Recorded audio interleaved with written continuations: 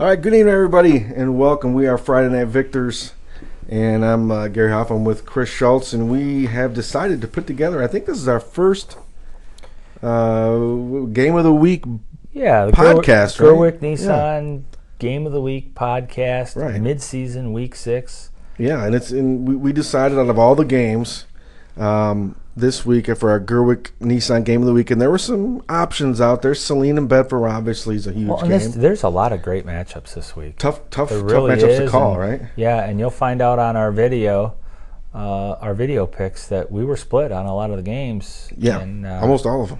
Yeah, it was crazy. Something's got to give. Something's got to give. But, yeah, we decided to go with our Gerweck Nissan Game of the Week with the Riverview Pirates at McCormick Field to take on the Airport Jets. Right, 3-2 Riverview. 3-2 Riverview. 4-1 Airport. That's right. And this is a battle of two very good football teams, and they're we're fighting for the Huron League still. I mean, it's not over with yet, especially if you're Airport. If you can maintain that one loss, you're in the Huron League race. That's for sure. Get a shot at Milan maybe at the end of the year. And how about that? And I think it's both teams really battling for the playoffs as well. Yeah, it's a battle for the Huron League still, and it is a definite battle for the playoffs.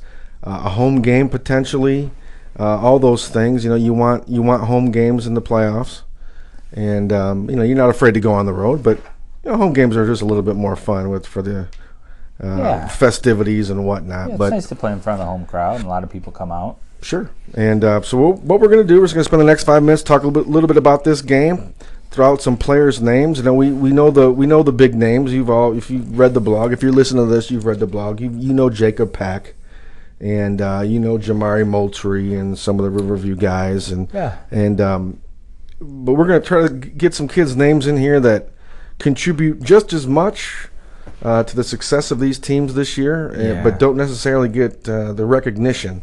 And let's kick it off. So I'll talk a little bit about Airport right now. Okay. So Airport, I think this is Coach Duffy's third year. Yeah. And in his first year, I think he posted a 4-5 record. In year 2, he posted a 4-5 record as well.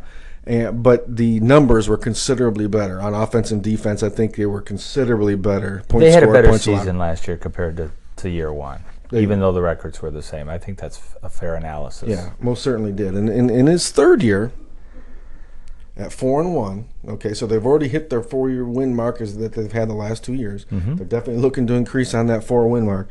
But they got a really nice football team. They do. And I wasn't sure coming into the year what they would have because they lost. We talked about it. They lost their entire production on offense, basically. But they were returning a lot of their offensive and defensive lines. Yeah, they returned 3 studs on the offensive line for sure. Mm-hmm.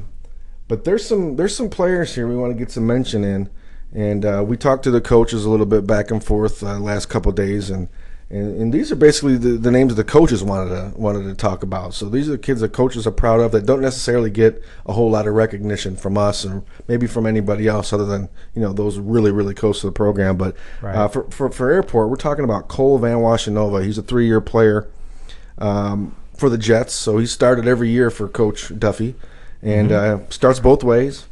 And basically, Coach Duffy says he's as important as anybody on the team. And we've heard Van Washenova's name thrown around, and we are aware of him, and he is a heck of a player. And anytime you can start on varsity for 3 years at an Airport, and the coach is calling you as important as anybody, Cole's got to be a heck of a player, right. For Airport. Mm-hmm. He also mentioned Justin Chambliss. Now, he's a name we definitely know. He's over 100 tackles last year. He's probably over that right now in tackles. He's a heck of a linebacker. Yeah, he's a very good linebacker for them, and kind of flies under the radar because it's not like he's a big imposing figure as far as size. He's just a solid, good defensive player who makes plays for Airport, and Airport's having a solid defensive year. Well, he's always around the ball, and I right. think that's when you're a defensive player. That's what gets noticed by the coaches and by those watching. Mm-hmm. He's always around the ball, making tackles. Justin Chambliss and Avery Atkins. We did talk about Jacob Pack, and when you're talking about Airport, you're going to talk about Pack. You're going to talk about their quarterback as well. Right, Noah Blankenship. Yeah, that's right. But Avery Atkins, he's the speed guy, kind of change of pace guy, and that Sure. jet sweep that they run. And they've I think Coach Duffy's carried over the same offense as Coach Redmond did back in the day, sort of a jet sweep, and in the fullback and pack, just kind of that nice mesh that they run. It's really difficult to see who has the ball. It's a nice offense, especially when it's timed perfectly and blocked well up front. But yeah, Avery Atkins, change of pace back, a good combination, good duel with Pack out of that backfield. So Coach wanted us to get Avery Atkins in there as well. Also a 3-year starter. So Right. these guys are the foundation of Coach Duffy's program when he came. Atkins, Chambliss, and Van Washenova. And one more, Blake Payette. I had to ask how to pronounce the name, but I think I got it right. Yeah, that sounds about right. Blake Payette, outside linebacker. Doesn't get the recognition as Chambliss does, but Coach Duffy was saying he's always in the right spot, and he's made some huge plays and huge moments for his team. So anytime you're 4-1, you get a start like that. There's always moments that come up in the game, and this Blake Payette is a kid that's made the plays in big moments for the Jets. So, wanted to get his name in there as well on the defensive Sure. side of the ball. So there's some players for Airport to Yeah. look at. Let's talk about the Riverview Pirates, and I think we're going to go a little longer than anticipated, but that's okay. Well, I start to ramble. Yeah, and that's all right. And here's the thing: Riverview's 3-2 overall, right, with their losses to Milan and SMCC, who have done a great job of establishing themselves. At least on paper, it looks like they're the two best teams in the league, and they've played like that at this point. Obviously, Airport's in there, but they lost to SMCC. In the game they were in. In a game they were up 14-0. They were in right? that game, absolutely, Yeah. yes. Yep. So, and here's the thing, some of the things we want to mention about the Riverview Pirates. They are very experienced on the offensive and defensive lines. I know I've mentioned in the past that they've got 8 sophomores, and you've got their secondary and running back and Jamari Moultrie and Austin Poe, who are young guys. But you do have this group of seniors who have kind of anchored their seasons the last couple of years. You're looking at big Edward Bryant. He's kind of the anchor of the offensive line. He's a very good blocking lineman. He's agile, and pretty quick for his size. He's gigantic. Another guy is Garrett Vaneski, who was all league for us last year. Right. All Huron league that we had picked. He plays both. I think he started as a sophomore. Yeah, I think you're right. Team. He contributed quite a bit on that team. Right. He's an offensive and defensive lineman. Another guy is Joey Martindale. He's a 3-year starter. He's played guard, tackle, and tight end on offense. He's played nose, tackle, and defensive line or defensive end, along with linebacker for the Pirates as well. You got Alex Smith in there as well. He's a returning tight end, but they've had some injuries at tackle, so he's moved to the tackle position because he went to the staff and said, "Hey, what can I do to help the team?" Wow. Also you've got senior quarterback Brandon Maher, who he played behind a 3-year guy, at quarterback the last couple of years. Dominic Wood. Yep. And he's kind of a leader for the team, and when running the T, the quarterback's essential. It's all about timing and a lot of that. So sure. He's a guy. Another guy that's really stepped up is another senior by the name of Brandon Igna. And it sounds like he was the hardest worker in the weight room, and he's gone out and he's earned his playing time. So these are all part of a Pirate program that's had very good success the last 2 years, and are having a successful season this year as well. Another guy who I want to mention is junior Christian Lopez. He's their leading tackler from his linebacker spot.